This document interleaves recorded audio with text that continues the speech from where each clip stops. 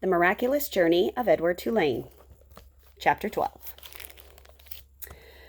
Edward did not have much time to savor the light, for the dog suddenly appeared above him, dark and shaggy, blocking his view. Edward was pulled out of the garbage by his ears, dropped, and then picked up again, this time around the middle, and shaken back and forth with a great deal of ferocity.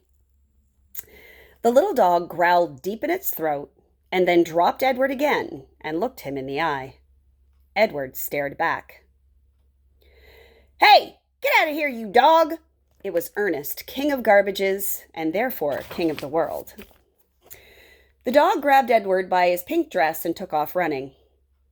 "That's mine! That's mine! All garbages is mine!" Ernest shouted. "You come back here!" But the little dog did not stop. The sun was shining and Edward felt exhilarated. Who, having known him before, would have thought that he could be so happy now, crusted over with garbage, wearing a dress, held in the slobbery mouth of a dog, and being chased by a madman? But he was happy. The dog ran and ran until they reached a railroad track.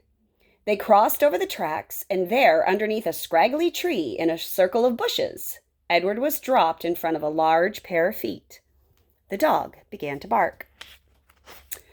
Edward looked up and saw that the feet were attached to an enormous man with a long, dark beard. "What's this, Lucy?" asked the man. He bent and picked up Edward. He held him firmly around the middle. "Lucy," said the man, "I know how much you enjoy rabbit pie." Lucy barked. Yes, I know.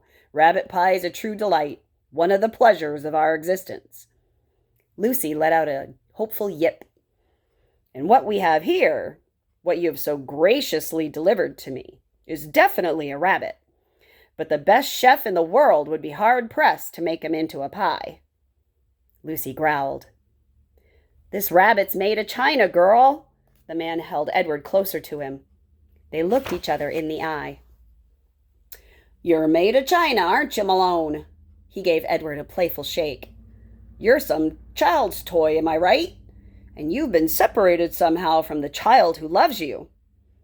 Edward felt, again, the sharp pain in his chest. He thought of Abilene. He saw the path leading up to the house on Egypt Street. He saw the dusk descending and Abilene running toward him. Yes, Abilene had loved him. "So, Malone," said the man. He cleared his throat. "You are lost. That's my guess. Lucy and I are lost, too." At the sound of her name, Lucy let out another yip. "Perhaps," said the man, "you would like to be lost with us. I have found it much more agreeable to be lost in the company of others. My name's Bull. Lucy, as you may have surmised, is my dog. Would you care to join us?" Bull waited for a moment, staring at Edward. And then, with his hand still firmly around Edward's waist, the man reached one enormous finger up and touched Edward's head from behind. He pushed it so it looked as if Edward were nodding his head in agreement. "Look, Lucy, he's saying yes," said Bull. "Malone has agreed to travel with us. Isn't that swell?" Lucy danced around Bull's feet, wagging her tail and barking. And so it was that Edward took to the road with a hobo and his dog.